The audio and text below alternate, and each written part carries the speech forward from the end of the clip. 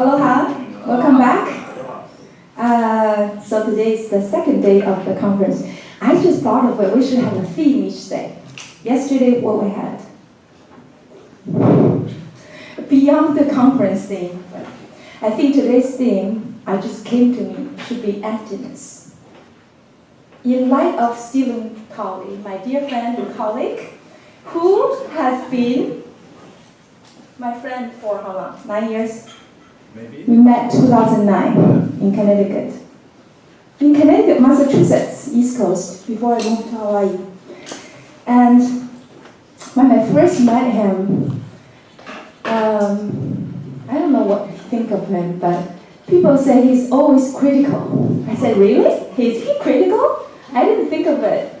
And every presentation, he will have something important to say, means to critically give us very positive comments. I didn't have a view of positive or negative. I just thought those are very helpful. Speak of his mind and always not get into the political correctness per se, but I really appreciate his comments all the time. So that's what I wanted to say in light of Stephen Cowley's personality, scholarship, and all the things you have read in his introduction, plus his website. Today's theme is emptiness. Let's just receive and embrace. Okay? Stephen Cowley.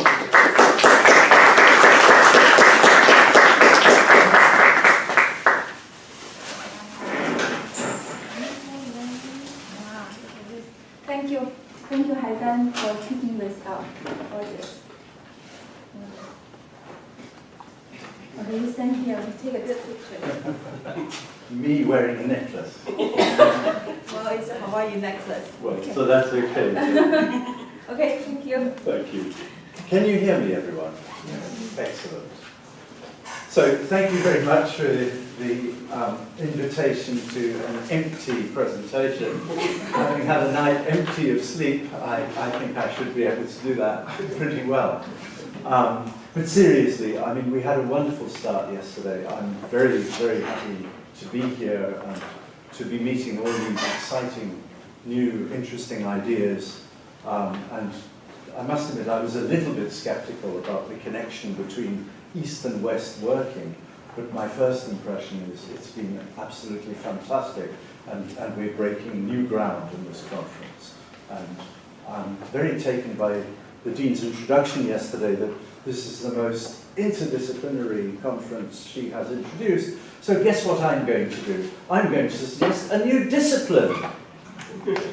My main focus here is on the language aspect of interactivity, language and cognition. So I'm not speaking for the society or to the society. I'm speaking primarily for people who are interested in what people do as they go around vocalizing and moving and coordinating with each other, what people traditionally call language. And specifically on ways of doing things vocally which we call intentional, or careful, or deliberate, or willful. And that's what I'm going to be calling skilled linguistic action. I'm going to really do the talk in 3 parts. First of all, because many of you don't know us and don't know the history of distributed language movement, I'm going to talk a bit about history and explain why this perspective on language is different from the synchronic perspective that most of you were raised in, or the diachronic perspective against which that was a reaction, or the neural perspective, which is today's current fashion, or indeed a strictly social perspective. I say strictly there because a distributed perspective is also a social perspective. And I'm going to put at the core of this how it is that we do becoming and how it is that we do coming to know. And especially when we do that willfully and deliberately and by doing things with the wordings that we use, by choosing them in particular ways, as observers who are actors, And I'm also going to focus on the problem that arises from this distributed perspective. And I think it's a very serious problem. And I will spend quite a lot of the talk discussing that. And then I'm going to do something that I don't usually do. I'm going to say what I'm going to be doing in the next few years and say, do you want to join me on this route? And that's really what the talk is about. My image on the slides is, of course, an allusion to Wittgenstein and the idea of the city of language within which we live, or if you prefer, Heidegger and our linguistic home. And what sits behind this whole talk is that we live in language, we live through language, language lives in us and language lives through us. It's not something that we store or produce or understand in a lollipop kind of way. And where this comes from, at least in my own life, is the critique, right word jumping, of linguistics, synchronic linguistics specifically, as trying to explain language, as setting up the notion that there's observational adequacy, descriptive adequacy, and explanatory adequacy. Due in part to Roy Harris, but certainly in my experience, more to Nigel Love, who I've put on this slide, who challenges any kind of view that regards language as depending upon a something which gives rise to producing something else in a quasi-mechanical kind of way, for shorthand as a code. Rather, languaging is part of living. And I'm going to use the word languaging just to distinguish between how linguists usually think about language and how, from the distributed perspective, we think about what it is that we do as we language together. And more theoretically, which I'm not going to go into in any detail, but we'll be touching on all through the course, the living of language and how language lives through us is, of course, first-order activity. Stephen Thorne talked about that yesterday. And in the flow of that first-order activity, there are patterns you can repeat. There are patterns. There are patterns. There are patterns you can repeat. There's a British gold stop in there for you. And those repeatables within language can be described in terms of second-order patterns, and you can focus on them, just as I focused on the glottal stop at that particular moment of time. So there are two orders of language. You can't explain the living in terms of the language which we repeat, and you can't explain the language in which you repeat in terms of the living. So, oops, and that's the problem we're coming to. And so this is a perspective on language.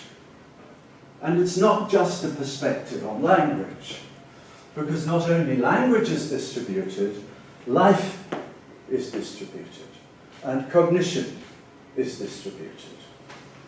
And of course, this is where the connection with Chinese philosophy comes from. We were saying this without knowing anything about Chinese philosophy, and this collision of ideas has been quite extraordinary. So what does that mean?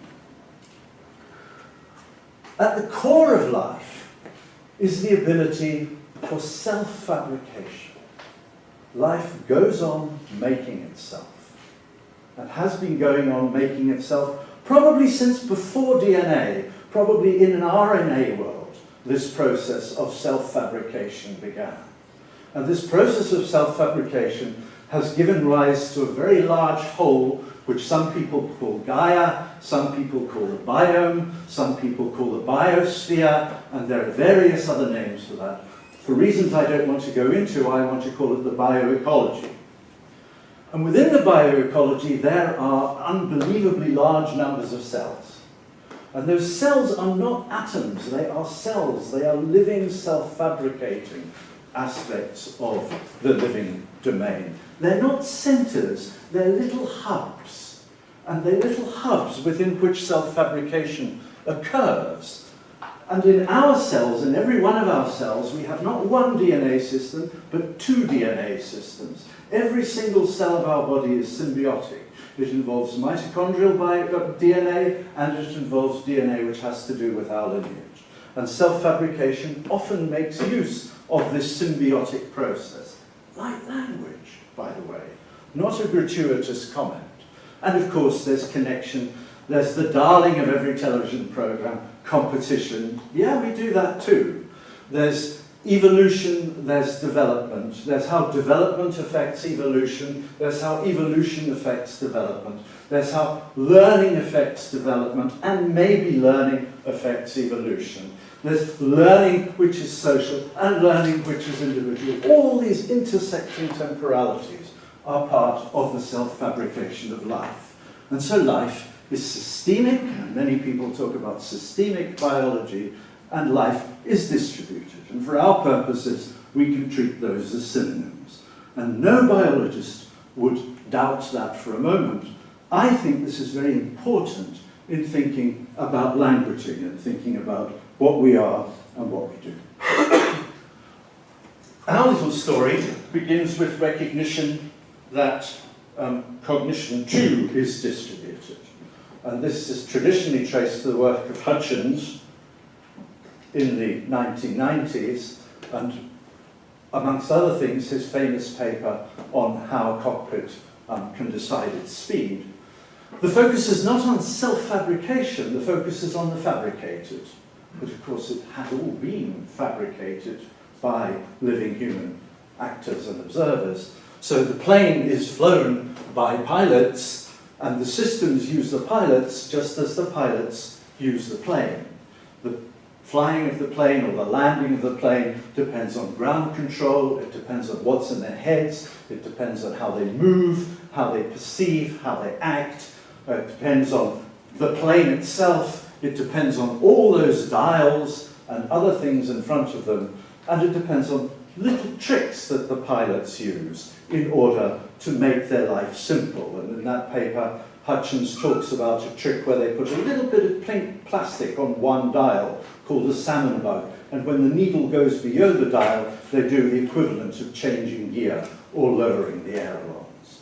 To explain the task, to explain what happens in the sense of saying what the enabling conditions are, is to take a distributed perspective on cognition. And I hope you can see the analogy with life. There's no center, they're hubs. There's a history of self-fabrication, but the focus is on the fabricated. And it all works together, and of course reflects on a history. One of our graduate students in South Africa by the name of Grant Blair wrote a master's dissertation in 2000 on this idea, taking it into language. I didn't find a copy of his dissertation, but I did find a paper that he and I wrote together just as he was finishing it. And we say in this, radical, and it's his voice mainly here, radical as its consequences may be, prima facie, there is nothing implausible about a distributed view of language. Linguistic theory notwithstanding, even casual observation suggests that during iterated human activities, what we usually or ordinarily call language spreads across brain bodies and world. The interesting thing there is that is Andy Clark being echoed, and today I would say self-fabricates through brains, bodies and world. But we said spreads in 2003. And we suggest that the central part of language is grounded in activity that is social and microcognitive. We weren't drawing on Nigel Love there, but of course Nigel Love's second order is social, and the first order is the living, is microcognitive. And it's convenient to think about that as the place where the distributed perspective starts. Now, we've been talking about this stuff for 15 years. I've got 3 slides. I'm going to rush through them fairly quickly, saying what I think has happened and been done. But the main point of the perspective is that one shifts away from the notion of an object of study to studying what people do. And studying what people do means studying action perception, because what we do is action perception. Action perception enabled by metabolism and technology. And so our focus is on languaging, and this is a very different perspective, that is, it's a very different way of looking from treating language as a synchronic system, or a dialogic, or a diachronic system, or a system represented in a brain, or a system of social conventions on which we somehow draw through usage. It's a perspective. It's not a theory, there are no axioms here, there are no proposals, it's a perspective. And of course, it's an important perspective today because in the Anthropocene, we realize that what we do through language and what language does through us is making survival of eukaryotes, plants and animals and humans and birds and reptiles and insects, increasingly unlikely. Many of the prokaryotes will be fine. The bacteria aren't so bothered about what we do. But if we care about more than bacteria, there's an issue here. And this is because languaging is multiscalar and it hasn't got central control. We don't control it as individuals. Our brains are just caught up. They're hubs in this wider system. And so we can define it as activity, that is perceiving acting, in which wordings play a part. And I'll talk a little bit more about wordings as we come to them, but the important thing is that wordings are something that we do either by hearing or by perceiving. They're events. They are not to be thought of as transmogrified states which somehow reproduce themselves. Although, of course, we can repeat them if we want to, but we change them as we repeat them. Well, well, well. We haven't said the same thing 3 times. That's an old example. And what's really odd about languaging is we are able to turn it back on itself, to focus on its repeatable aspects. Around the age of 18 months, children learn to say things and to repeat things that have been said and to pretend. So they're not just in the flow of languaging anymore. They're also beginning to take control in a new way. They're able to develop skills by doing things with their languaging. They're able to revoice. They're able to resemiotize. And I call that taking a language stance. Most people don't like that label. Some people say it sounds too willful, but I still find it a very powerful way of thinking about what makes languaging languaging. Of course, linguists usually focus on what we do when we take a language stance, not on how living plays out through us. So, where does this take us? What have we gained? What have we learnt in 15 years? I think the most important thing that we've learnt is that from this perspective, language is not grounded in the repeatables. Rather, the repeatables are grounded in interactivity.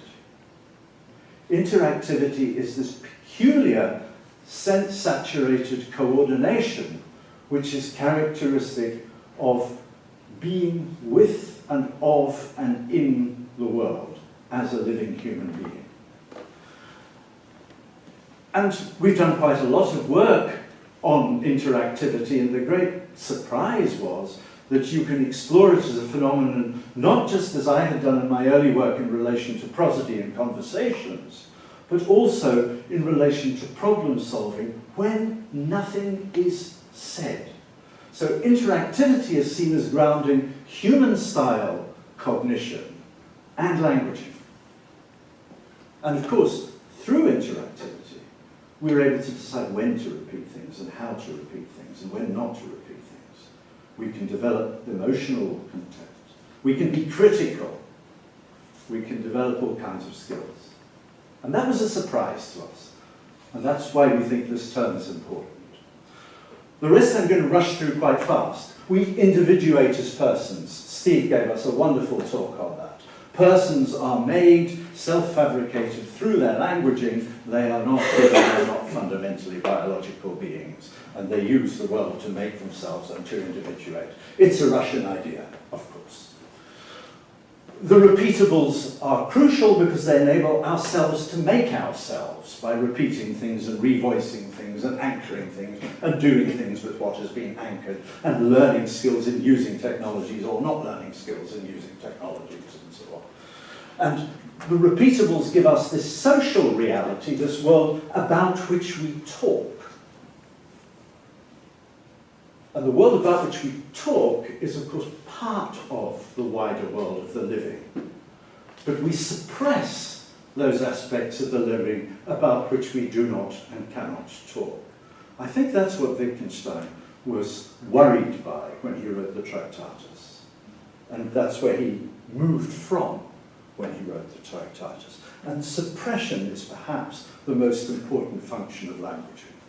It pushes away most of living by getting us to talk about stuff and pretending that reality we talk about is the reality. And of course, if we're interested in the bioecology, we can't just focus on social reality. I'm going too slowly, I have to speed up. Roots of this, quite obviously, sensory motor activity, synergies, Nikolai Bernstein, Russia. Again. As with being a blacksmith, learning to do languaging together is fundamentally skilled activity, which is anticipatory as much as it is habitual. It's based on inskillment, and that is crucial to the themes of this conference, and that inskillment can be related to the sort of stuff shown on this slide, which we loosely call language and words, which should more strictly be called something like symbolizations, because we can do languaging with it by imagining how it could be spoken. And of course, once we've got these other ways of exploiting languaging based on systems of what are truly signs, then we transform languaging, we transform ourselves, in Ellen Donald's terms, we develop theoretical culture, and so on. And that's still based in these synergies. And it gives us new ways of bringing the past to the present, because we have these extraordinary memory systems called texts or books. And the past is much more important than the present, because the past is what makes the present what it is. It's a bit like what you can see as compared to what is. And in bringing the past to the present, if we do so willfully or deliberately, we must act as observers. And when we act as observers, we can make judicious and careful use of linguistic ways of acting. We can do skilled linguistic action to the best of our abilities. And that's a subclass of languaging. And you can do it as a speaker, and you can do it as a listener. I hope what some of you are doing is you're thinking, I don't like that idea. Because when I react, I don't like that idea, usually that idea catches me later on. I realise that I was wrong and that idea was right. But of course you're obviously thinking other things. You're thinking you didn't word that very well. That's also skilled linguistic action, but it's willful listening. And of course, because we can do this, we develop all these typically human things like beliefs and truths. We just find gaps, we make errors, we learn how to overcome errors, we live in institutions, we develop practices, technology, and so on. And that's what enables us to dominate the living world. So we're in this city, which in Wittgenstein's terms involves the narrow streets, the mazy streets, and the crumbling buildings of the centre, which, if you like, is the spontaneous, face-to-face areas of languaging which have been the main focus of non-mainstream linguistics for the last 50 years. But we also have, and I like to think of those as being the wordings on which the languaging builds. We also have the leafy suburbs, he calls them. Well, they're not leafy anymore. This is, I think, Enna in Sicily. They look more like that. And that's where the activity plays out. And I'm suggesting this subclass of the activity, this skilled linguistic action, but languaging includes so many kinds of activities. It involves talking as you listen, it involves listening as you don't talk, it involves listening as you talk, it involves listening as you make notes, it involves reading, it involves writing, it involves dreaming, it involves thinking, it involves shouting! It involves just trying not to think anything for a moment. however you do that. It involves mumbling. It's so massively heterogeneous, it makes Saussure's notion of langage seem narrow. It's really heterogeneous. And we're back at the problem. How on earth do we study that heterogeneity? I mean, Saussure began by saying, we can't. That's why we have to take a synchronic perspective. Well, one way of doing that is to focus on this skilled linguistic action, the new suburbs of language. We had a wonderful paper on Reddit yesterday. That's a marvelous example of skilled linguistic action, and we heard about how the action is becoming skilled in relation to what was called, and I didn't like the terminology, internal and external grammar. But it told us something very important, and I suspect widely generalizable. If I had to draw a metaphor, I would say it's a bit like tightrope walking.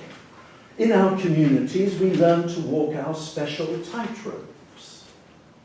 We do so as observers. We do so as these people in Reddit who notice what other people are doing and try to do what they're doing, but do it better. That's what Merlin Donald and Colwyn Trevathan both call mimesis, imitation which aspires to be better than the original. We learn not just to focus on feeling and subjective sense, but also to make judicious judgments.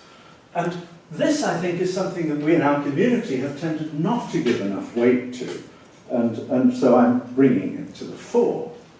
And skilled linguistic action, this single bundle of threads, depends on an observer. Graphics, Christian tells me, depends on an observer. Of course, there are all these other forms of languaging where we're sort of caught up and we're not fully observers. But this observer concept is something that we have to take very, very seriously, because humans are observers and actors, not just participants in the flow of living. So skilled linguistic action is constructive. It brings together doing, being, and knowing, or life, cognition, and language. But it's fundamentally dialogical, and the hub is the observer who acts. It enables you to use enskillment to make things, to say things, to perceive things, to extend your understanding in all sorts of ways. And actually, it makes the observer central to what it is that we are concerned with, if we're concerned with languaging and its impact on the world, rather than just the flow of real-time activity. But if the observer is central to what we're studying, unless we can explain what the observer does at a particular moment of time, there can be no theory. You can't have a theory of every moment of observation. You have a problem with this view if you're aspiring to develop a theory. Of course, the same goes for human forms of life, and that was also Wittgenstein's point. Alex Kravchenko, sadly not here, has been telling me this for about 15 years. He learnt it from Maturana. Maturana is one of the many people who has invented the word languaging. I finally understood it. It took me a long, long, long time. And this brings together this literature on languaging, which in English is about 500 years old. Languaging was first used, as far as I can make out, to, at least in print, to distinguish between the wits of those who could speak and read and understand Greek and Latin, and the rough wits of those who required to use the native tongue. And the reason they needed the native tongue was that their understanding of the Greek and Latin could only come through their languaging. That's a profound remark, you know. 1584, I think. I'm sorry, I don't remember the quote in detail. Languaging is particular. Wordings are particular. This means this now.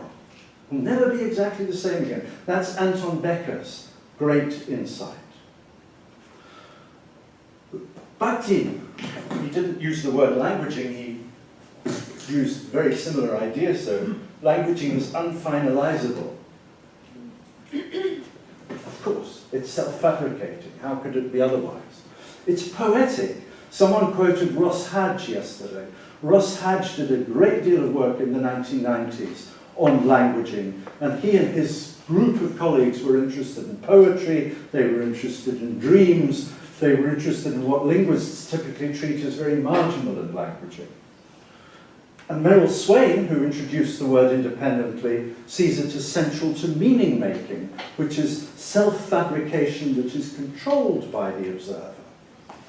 This is not our idea, this is we're bringing together an idea which has been around for a long time and taking a different perspective on what it is that we are concerned with. How long have I got left on? So, we've seen that there are big changes when we look at languaging and doing and being as part of living. And there's a problem. And so where does that take us? And I'm not going to be able to finish my talk, which is very annoying, but such is life. We can save the Q&A time. Yeah, well, I'm still going far too slowly, but never mind, it doesn't really matter. So, what is the problem? My friend Saint-Brieuc says, look, you are lost, my friend Stephen. You need semiotics to solve your problem. If the universe is semiotic, yes, we can have this holistic view. But if the universe isn't semiotic, you can't answer the big questions of philosophy. And I say, Søren, no, you can't answer the big questions of philosophy. But for many people, that's a problem. John Orman says our view is scientistic. And it's scientistic because we use jargon like wordings, cognition, interactivity. I don't really understand that criticism, but it's an interesting criticism. Marcin Lugowski, whose work I admire enormously, takes the opposite view, attacking distributed cognition rather than distributed language, but I'm sure he would apply it to distributed language too, is because you focus on the enabling conditions for behavior, you can't explain anything. You just say, if this and that, then such and such is possible. That's not an explanation. That's a description of the enabling conditions. It's not scientific enough, he says. We need to think about mechanisms. That worries me. That really worries me, that criticism. Prelinel, who is another member of this community who sadly isn't here, thinks that we underplay what he calls sense-making. Roughly, how linguistic signs are integrated with activity by dialogical means. Well, we're not talking about linguistic signs, are we? But we are talking about dialogical beings. There's another issue there. And my students and my younger colleagues worry that there's no theory, there's no literature, you can't set up hypotheses, you can't find research gaps, you can't show that this is societally relevant, there's no object of study, there's no method, there are no empirical findings. We have a problem with this perspective. Especially in the post-academic university, where people are no longer interested in ideas, but are more focused on careers. So where does this come from? Well, one of the people we are following is Gilbert Ryle. Gilbert Ryle showed very powerfully in 1949 that the concept of mind is an extremely powerful and important concept. We can talk meaningfully and learn from talking about learning and knowing and remembering and thinking and feeling and perceiving. And we like to picture that in relation to a mind, which in Western tradition is typically in the head. And of course there is no mind in the head. So you have a concept which is useful, but it has no referent. It's sometimes called a mongrel concept, the concept of mind. And we're saying the same about language. We're saying that the concept of language or languaging is tremendously useful, but there's no such thing as language. And Ryle's solution was to say, well, mind is based in dispositions, and my solution is to say languaging is based in dispositions, and interactivity is the royal road to understanding how those dispositions work. But that's why we've got this problem. And it means we need a practical theory. Now, again, it's taken me 20 years to understand that. I mean, I've been discussing Michael Halliday this morning, and Michael Halliday understood that when he was a young man. I didn't. So what kind of practical theory would it be? Well, I'm going to try to skip ahead towards the end of my slides now, and I'm going to say that it would change being and well-being. So we look at enabling conditions to see how we could do things better, and that we do that in part. We've had wonderful work on interactivity and languaging in an emergency ward, and improving the effectiveness, not the efficiency, of how doctors and patients and staff work together. We've had lots of work on education and skillment, both in classroom settings and in the wild. This is about being and well-being in precise environments. I'm working on drones in the water heating industry in Denmark. Again, efficiency second and effectiveness first. They're an effective technology in that way. We can, and perhaps some of the most interesting work has been done by Jens Madsen and his many, many colleagues at Oxford, who have been looking at the sustainability of the world of fish. Can fish somehow survive humanity? Interesting question. Do we care? So you can focus on the enabling conditions and you can focus on the consequences. And we've already done lots of that work, but we've never placed that in the context of a wider theory. And we're doing lots of that work, and that work's well developed. I don't have time to go through the details of the people I've put there, but perhaps for those of you who don't know, I should name a couple of them. Top left is Fred Vallée-Tourangeau, who's the president of the Society. Next to him is Didier Bottineau, who in my mind is one of the most brilliant linguists in Europe. He's a Frenchman who studies the roots of linguistic skills and submorphology. Bottom right is Ioana Rancic-Leonardi, who does wonderful methodological work, but is a bit fed up with some of my theorizing. And bottom right is Jens Madsen, who is a very brilliant young man at Oxford who's doing this work on fishing and modeling. But the problem remains, where is the language in all of this? As linguists, what can we do? Can this concept of languaging actually be doing any work? Can skilled linguistic action do any work? Can it be of value? And if it's going to be of value, you have to say, of value to whom? Or if you're a Marxist, whose interests does it serve? Today, I think it's better to say of value to whom, and I think there's a very interesting debate in this group about the relation between politics and values.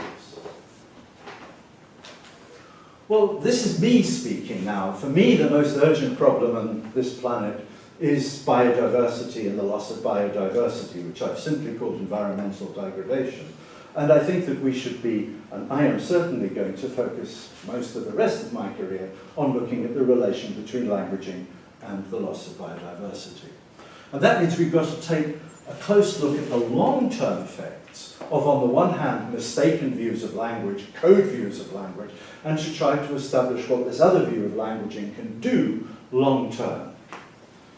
And we have to focus on experience, because we've totally lost sight of experience. That's really weird.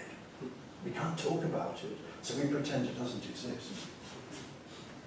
Observers rely on experience. And this meets an agenda coming from China, led to a large extent by Professor Huang Gaowen, which goes under the banner of ecological civilization, at least to a Western tongue. To a Chinese tongue, of course, it would be Chinese ecological civilization. And he says, let's build a new discipline, or his team say, let's build a new discipline. And I thought, wow, that's crazy when I first heard this idea. But what did I tell you? When you think an idea is crazy, you come around to thinking it's right. Well, I've changed my mind. I think we should be aiming to build a new discipline of eco-linguistics. So there's synchronic linguistics, there's diachronic linguistics. You can do neurolinguistics if you want, you can do sociolinguistics if you want, but there's also eco-linguistics, and eco-linguistics takes this much wider perspective that I'm talking about. The traditional views of eco-linguistics, which I won't go into because I'm trying not to run out of time, but at the focus of this new eco-linguistics would be raising awareness of our being part of the bioecology, how the bioecology lives through us. It's a matter of the interdependence of all living things. And I think many of our students do not know that they are interdependent with all living things. For a weird audience like you, quite a lot of you probably do know that. And quite a lot of you probably even know bits about how to experience that. But I think that's a very important goal, both long-term and short-term. And of course, it's not a coincidence that we have a Chinese connection here. The problem, Sunez raises many times, I decided to phrase it in my words so I could get it short, is that we do not know, we do not understand how languaging influences the environment and how the environment plays out through languaging. For me, that's the big research question and the problem that we need to address. How languaging addresses from the living and how it is that languaging impacts on the living. So that's at the core of this practical agenda. And it seems that it really has three main parts to it. On the first case, there's this focus on enabling conditions of well-being that I've already discussed. In the second case, there's long-term change, which I'm going to skip over, so I give you a little bit of time and questions. And the third case, there's this question of experience. So that's how I see a radical eco-linguistics as a discipline.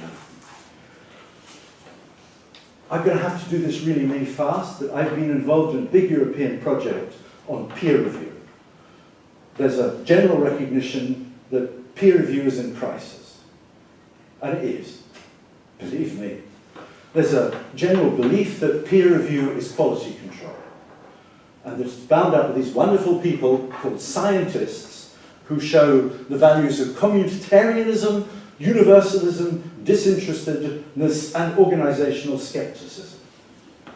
Well, I've never met a person like that.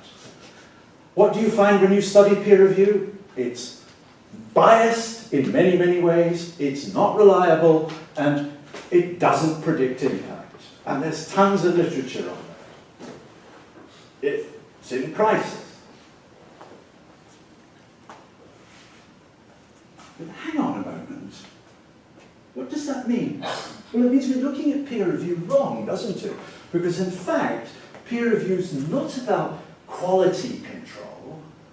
Peer review is about one observer reporting something to another observer who evaluates what they observe in terms of how they perceive it value, and they send it to another observer who evaluates it and attributes the value, and it moves around, and you have this wonderful social process of trying to add value to documentation. And that's lost. That's completely lost from the field. You even have journals like PLOS ONE, which is the biggest journal in the world, which focuses on soundness and leaves out perceived value. All that matters are good methods and clear reporting of results in relation to the literature. That's their explicit mission. Not a wonder science is in trouble. We've got to think very carefully about science. So we've got to think about knowing long-term as well as being, and we have to see that science is a form of skilled linguistic action. Not only, but also. And of course, science deals with what has already been observed. Peer review depends on what is reported as observed. It's about the past. It's not about the self-fabricating of nature. Science works very differently when you're working in a domain of laws or law-like regularities where the past is the same as the present and the future from what it does in the domain of languaging and living and cognition, where the past is different from the present and the present is different from the future because self-fabrication is going on all the time. And the moral of the story I take from that is be wary of big theory. Science should aim much more at making a local difference than at trying to explain all sorts of concepts in the living world. The directness, I didn't know how to do this. I thought I would just show you a picture.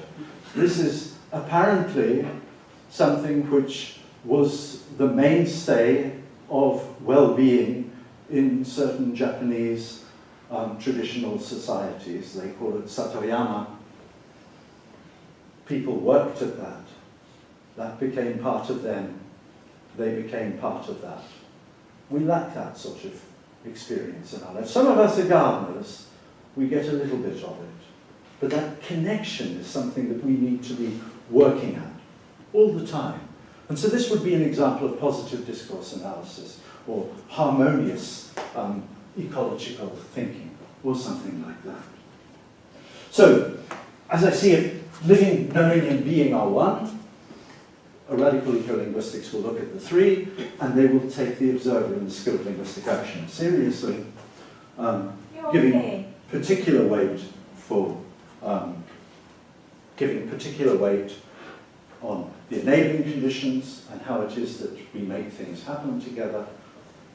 Long term, and there John Ping's words about my critical voice are strong, I think especially showing the limits of science and showing that there are different ways of knowing and getting rid of that horrible English word science with its systematic ambiguity between science meaning the kinds of descriptions that we make of law-like regularities and science meaning knowledge of anything else that can go through peer review. They are so different one from the other. And science can only tell us about what has already been observed. We can't have a science of the future. I also read science fiction where there were lots of dreams about a science of history and futurology, and they're just dreams or nightmares. That's not going to happen. People have to do things, they have to take responsibility. And I want to develop a radical ecolinguistics so that some of my knowledge and skills can do this kind of thing. So, the bad news is I'm saying you can't explain language and you can't explain languaging. Languaging is far too diverse. They're divorced because they're part of living, they're part of this interdependence of the living. I think one of the places I learnt about this was in Africa. I mentioned to someone that I am an African. What does that mean? It means I was born there, it means I have an affinity, it means I have experience. And in the traditional cultures of Southern Africa, and indeed most of Africa, but I can't speak for most of Africa, there is the notion that you can only become human through the humanity of others. And of course, the humanity is not limited to human bodies or minds. The humanity of others involves the customs and the places and the animals and the ancestors. And I think that's really important, and Western thinking has no equivalent to that. And I'm sorry for the West.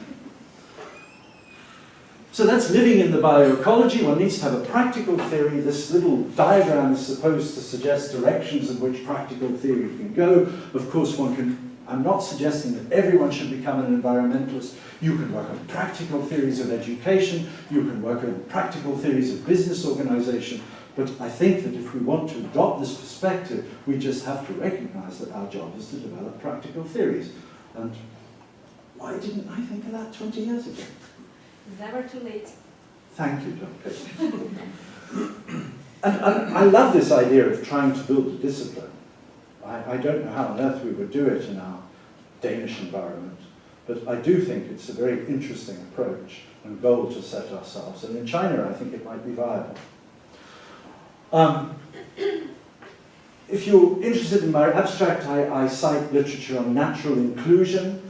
There's some very interesting videos associated with that literature. It's one of the ways I started thinking about this idea of interdependence. And I think that's especially important to nurture and easy to nurture in our university settings. I increasingly try to do that.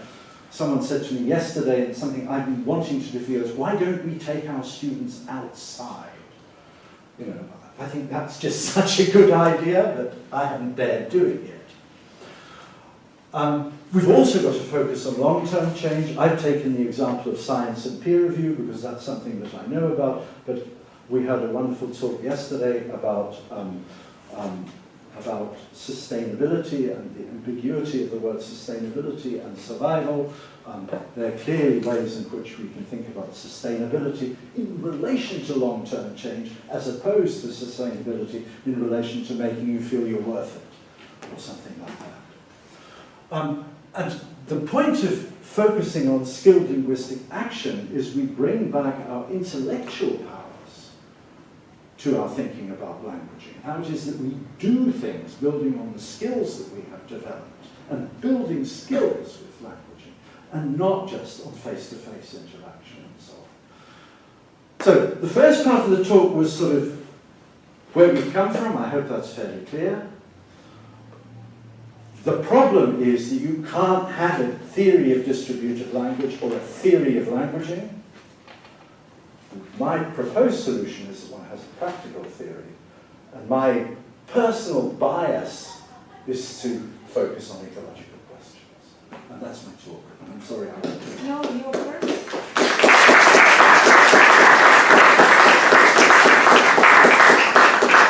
Yeah, we have lots of time because we have to break. Have I still got my microphone? Comments? Ah, So we have to. Oh, thank you. Thanks, Stephen, for such a programmatic presentation. There's so much to think about. I want to ask you about the idea of language being sort of self-fabricated, like a cell. Now, that sounds to me to be terribly similar to the idea that language can innovate and change itself through generative principles as well. It was once called generative and transformational. And of course, many people would be totally against that idea because language simply cannot innovate or change itself without the user. So I just wonder how you see that potential. Of course, you're tension, right. How language can be a self-fabricated phenomenon. And the other kind of related question is I wanted to ask you about whether you see observing as part of languaging. Okay, I think I'll try to take an order and remember them better. You're absolutely right. It does have a great deal to do with what I think Chomsky's original insight was, that somehow one had to come to terms with creativity. And of course he narrowed down his concept of creativity to fit his theory, but Chomsky was interested in Peirce's work, and of course in some respects what I'm saying could be, and this is why certain layers of it, could be construed in a Peircean way. And Peirce's insight is precisely that nature is habit-taking and does not depend on mechanistic kinds of rules. So I think there is a similar underlying, perhaps even Peircean insight there. The second point, though, is that the sense in which languaging makes itself does entirely depend on these human hubs. And these human hubs are not centers, and Chomsky made the mistake of thinking they were centers. I mean, Chomsky is the classic lollipop theorist in terms of what we had yesterday. And what I am saying is that when we learn to language, initially we depend on the kinds of embodied and statistical learning that we now know something about from usage theory. But that after that, we also begin to develop skilled linguistic action. And skilled linguistic action involves a self-entrenching rather than things being entrenched. So we develop our own ways of languaging and our own ways of understanding. And that is where I think it's so important to bring intelligence, in a completely lay sense, back into the picture. The second question about observers, the answer is yes. The observer is always part of languaging. I mean, this is Maturana's insight. I could talk a great deal about Maturana, and I don't want people to think that my use of languaging is Maturana's use of languaging, because it's not. But Maturana does see that languaging is the only possible basis for a living being to come to be an observer. And he also sees that only humans are observers. Now, how I understand much around this notion of observer is really a living human subject. I think it's like a Heideggerian Dasein, and that's how I am understanding it.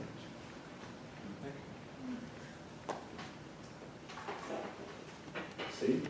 Yeah, thank you, Steve, as always. And I'd like to ask a question that would reconcile a couple of things that I found interestingly divergent in your talk. And the first is the earlier comment you made about language and suppression, which I found very interesting. And it seemed to suggest that there was this semiotic, almost idiosphere that would be produced representationally, alienating us from experience. And then in this very slide here, you have experience of language can bring forth a lived sense of natural inclusion, which would be more the meshwork idea of languaging just as a component part of the ongoing process ontology of doing, acting, being. And I just was unclear about how... I wasn't clear about that at all. And, you know, that's a very good point. I mean, in this particular instance here, I'm thinking back to my Venn diagram and the experience of languaging as being, as you rightly said, part of this process ontology, which enables us to be and do and know. When we come at language as intellectuals, or when we come as language as experts, or when we come as language as players of a particular game, I would guess that's not based on experience, that's based on imagination, then what is missing from the game that we are playing, either really or metaphorically, tends to become suppressed. What it's doing to us becomes suppressed. I mean, I've been very taken by John Law's work, and in a sense this idea comes from the work of John Law, where science, on the one hand, if I can remember the detail, discloses and makes explicit, but on the other hand, and I've lost the third area, but it also suppresses. Yeah. And what I'm saying is it suppresses the unobserved, and so it suppresses the what has not yet happened. And yet human living is anticipatory, as we learned from Bernstein many, many years ago. Right. And so we are always living in a future-oriented way. Absolutely. And the suppression of the lack of understanding of the future is extremely serious. So is the, sorry for But that's an intellectual suppression. So is it suppression or is it particularization? Because, for example, if you look at the ways in which linguistic relativity has been addressed in a process sense, the work of Dan Slobin, for example, I'm thinking for Dan Slobin, and thinking for speaking. So there are many possible ways to construe the world, and through and with languaging, including the body and the but not within a particular community. And within the community of linguists, for example, right. It's extremely difficult not to construe language as depending on words. No, I see what you're saying. And so what we've suppressed is the sense in which language does not build on words, but rather words are a product of our languaging and our being languaging beings who observe. So it's an And interesting that idea yes. is a classic example of how science does suppression. And it's very clearly rooted in the work of Saussure, which is the father of modern linguistics. Of course, you could trace it back further. It's done very systematically by Saussure. And that's the sense in which it happens. And that, I've never liked the word language, but I've decided to start using it because it seems to be the only way to get across this message that what one is doing is not focusing on a new approach or theory or model of language, but one's actually saying theories and approaches and models of language are not coherent. They can be perfectly coherent in themselves, and generative grammar is a great example of that, but it has no bearing on the process universe in which we are. Thank you. And that's a good example of suppression, but it's an intellectual suppression. The man in the street doesn't find this particularly weird. The linguist finds this crazy. I mean, he's died recently. There's a peasant guy who lives over the road from us who just has so much wisdom about cognition.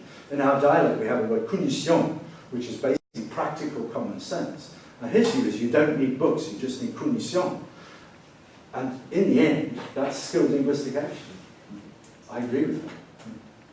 But I think the books help.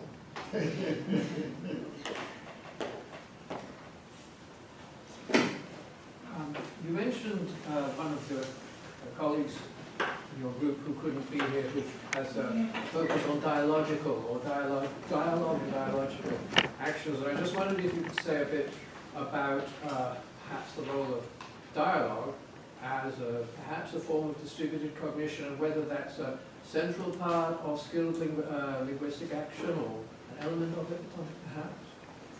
Well, I'm talking about Perlino here. Yes. And Perlino recently gave a talk in southern Denmark where he opposed two views. He opposed a focus on dialogue as a weak view on the one hand, with a focus on dialogism, which was the strong view that he takes. And the difference being that dialogism sees dialogicality, I'm sorry about the terminology, but sees dialogicality as part of what it is to be human. And he would advocate that view. So dialogue is a product of our dialogicality, rather than our capacity for dialogue being a product of taking part in interaction. And I would endorse that view fully. So I take it that one of the things that makes humans so peculiar is this intrinsic dialogicality. But, very interestingly, and I've done quite a lot of work on this too, dialogicality is present at least from birth, if not before. So when I talk about how humans individuate, they're relying on their dialogicality to individuate long before they engage in anything like what one might call dialogue. And I mean, there I would allude to Colwyn Trevathan and again Merlin Donald, who recognize the mimetic basis of human intelligence and human abilities. And so it is a very profoundly dialogical view. Where dialogue fits in that, I think, is an interesting question, because the term itself is so general. And if you take Platonic dialogue, for example, which would not be the standard example, that clearly is a wonderful example of skilled linguistic action, which brings forth aspects of what intelligence and thinking and language are in a way that straightforward face-to-face interaction, which we often put dialogue in a completely different sense, don't. And I think one could explore that notion. But the root, I mean, you know, the three-word answer to what a distributed view is that it says language is dialogical, it's dialogical, it's ecological, and it's partly non-local or multi-scalar. And I sometimes now add in that order. So dialogical first for me. And there's a lot more to be said about that, but it's interesting to compare us with other primates as well, and the sense in which our dialogicality plays out in infants as compared to chimpanzee infants and bonobo infants, and bonobo infants look a bit more dialogical than chimpanzees in interesting ways too. One more question? Paul? Yeah, it's very interesting what this is about Ryle, the concept of mind, okay, that without a referent, okay, and then you extend that to language. So, okay, so in Ryle's terms, mind was a collection of skills and dispositions, and in effect, what you're saying, that's what languaging is. And it seems to me then we further. You talked about the self and self-fabrication and self-entrenchment. So then we give rise to these things. Sorry? We give rise to these things we call selves. Okay, you know what I talked about that, my stuff. And often one of the problems is we see that as the center of the languaging, when in fact it's not. Yeah. So the dialogism is part of an attempt to move away from it. That sounds like a better answer to my last question than the one I gave myself. And Paul's comment is that I actually think it was Roy Harris who saw that language was like mind, but he was too vain to admit that he was doing what Ryle did. And so this connection between the the mongrel nature of the concept of mind and the mongrel nature of the concept of language, I think is correctly traced back to at least the logic of Roy Harris's work. As you rightly say, because there is no referent to mind, it has to be self-fabricated. And for it to be self-fabricated, you have to fabricate a self. And self-fabrication by the self gives rise to a new kind of skilled linguistic action, which is closely related to the concept of selving that you have been developing, and relates in very interesting ways to some of the things that Anand was saying yesterday, and particularly his remarks about identity, and how identity is then something that you kind of choose to take on by making your not other, rather than being something which emerges from how you are in the world and how you do self. And I think that was very interesting.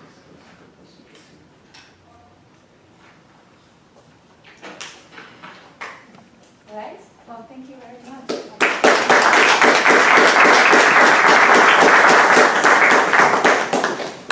So I thought after this thing starts to work, because interdependent, if we're seriously thinking about interdependence, that's almost a synonym or condition of emptiness. All right, so I have two brief announcements. The first one is